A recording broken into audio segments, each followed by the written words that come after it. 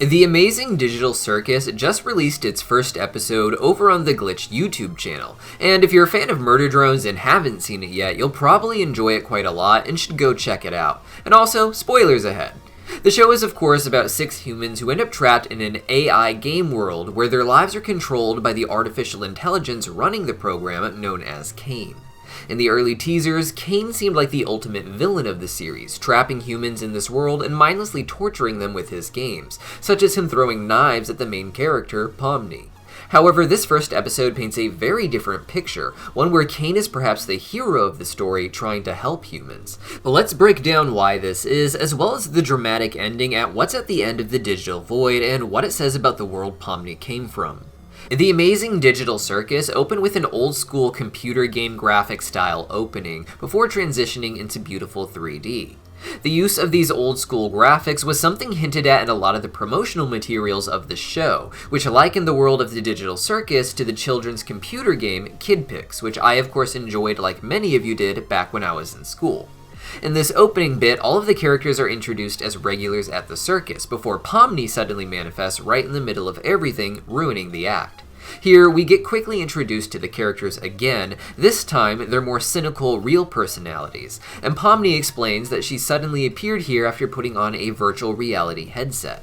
This VR headset is so intense that it can even simulate feelings of eating, as we later learn, and in this digital world, Pomni can't control her real body to take the headset back off. After getting Pomni and the audience up to speed on what's going on, Caine sets up a sort of video game style mission for them to spend their day on, which involves little things called gloinks, which quickly steal one of the digital circus toys, Zooble. Caine goes off on his own to relax with another AI, his assistant called Bubble, but Pomni doesn't want to play the gloinks game. She believes that she's seen an exit door around and thinks it may lead to a way out of the digital circus.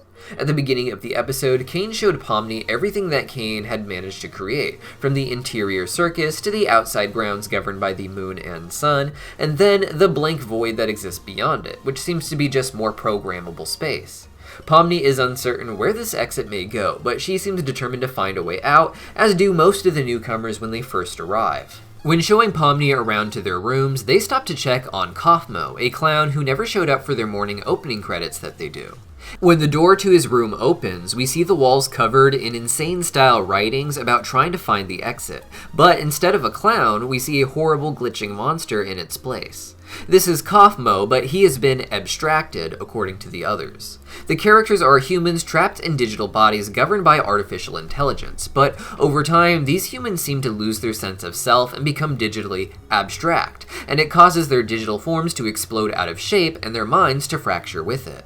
While in the game, the characters also never have to actually sleep, so it would seem that they are plugged into the game by a lot more than just a simple virtual reality headset that is placed in front of their eyes. Because of this, time is endless and there is never a need for true rest in the digital circus, which is great when you are temporarily plugged in to play a game, but not something that the human mind was meant to experience on an ongoing basis. Caine thus seems to know that humans are not supposed to be trapped there long term, but he appears to have no way of actually helping them to get out. Before these 6 humans started manifesting, he may have been used to people coming into play for short bursts and leaving of their own free will, but at some point something seemed to have changed, and Caine realized that he had a long-term duty to try and help the humans who somehow get sucked into his game. To do this, Caine focuses on trying to simulate human life while maintaining his circus theme and his video game mechanics. The characters say they don't need sleep, but that it's nice to have time to go and essentially pretend to sleep, to just be away from each other and with their own thoughts and be able to process them and then probably enter a state of as little thinking as possible until the next day begins. This gives them a sense of human normalcy and probably helps them to maintain their form without abstracting much longer than early humans might have inside of the circus. Kaufmo's room was covered in writings about trying to find the exit, and it seems that he didn't use his time to rest at all, but rather to fixate further on his issues of being trapped there. Because he had seemingly no need to rest, he thought he could just focus on his mission infinitely, but instead of his body giving out, his mind shattered and he became that abstracted monster. Caine doesn't take advantage of the toys the way he seems to in the teasers, and instead, the missions he sends them on are probably what passes for real games that his program was meant to do. I'm sure over time things will get crazier and crazier with his behavior, as he always hints at being able to go unhinged, but for now he seems like he is genuinely trying to do his best to help these humans have the happiest existence they can in the forms that they are trapped in. The bigger question all of this raises is how exactly did these 6 humans get trapped here? As discussed already, the characters' minds seem to be trapped in the game. One possibility is that they don't need any sleep because their physical bodies would always be in a state of rest in whatever machinery that they are hooked up to. But another possibility is that the headset that Pomni remembers putting on was scanning her brain to insert her into a digital game, and her consciousness in the digital circus may be detached entirely from her body. Regardless of which of these is the case, or whatever else may be revealed to be true, I believe that the reason Pomni and the others did this was to escape their own dying physical world, and to try and have a new life in an essentially blissful video game. Here's why. After promising Ragatha that she wouldn't abandon her, Pomni finds an exit door and decides to take it. She gets lost in a maze of 1990s office backrooms, each connecting one exit to another. Eventually, however, Pomni makes it to a room that strikes her with existential horror. Pomni, of course, has no exact memory of her life before getting to the digital circus. She just remembers putting on that VR headset and essentially nothing else. However, something about this particular office room terrifies Pomni, and it's something that comes back at the very end of the episode as well. In the last moments of the story, Pomni sits at the table with the others and stares off in horror at what her new reality is. After the fear she experienced in that strange office, she managed to get to an exit door beyond and find the void, and when looking beyond the void, saw something else that horrified her. At the end of the episode, the camera zooms out past that void and reveals the same office that Pomni found herself frozen in. That office was familiar to her because it was modeled after the actual office where the amazing digital circus game seems to be running.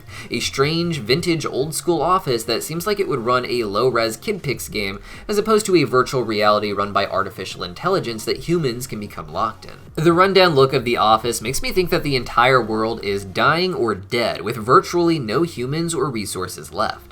I think that Pomni, among others, chose to have their consciousness injected into the existing virtual reality machine, letting it run on whatever little resources the planets had left. By wiping their memories, Pomni and the others probably hoped that they would forget the horrors of the destroyed planet they were leaving behind, and live blissfully in a favorite childhood video game. However, this causes most of them to fixate and become unable to simply enjoy their existence there, and this can of course lead to abstraction. Pomni seems to really be only the latest of not just 6 or 7 people, but many people based on where Caine throws the abstracted remains of Kaufmo near the end of the episode. Here we can see lots of other strange, horrific monsters, indicating quite a few people have come in here and lost their minds entirely before Caine had to put them in a darker prison. This sets the stage for an interesting series, one where Caine is not the villain, but he is the biggest obstacle, stopping the characters from finding out the truth because he's programmed to prevent them from figuring it out, simply trying to make their lives as nice as possible, even if he doesn't quite understand how humans work. But what do you guys think? Let me know your thoughts on this new show in the comments down below, and feel free to tell me any theory or lore video topics you'd like to see me cover. See you guys next time.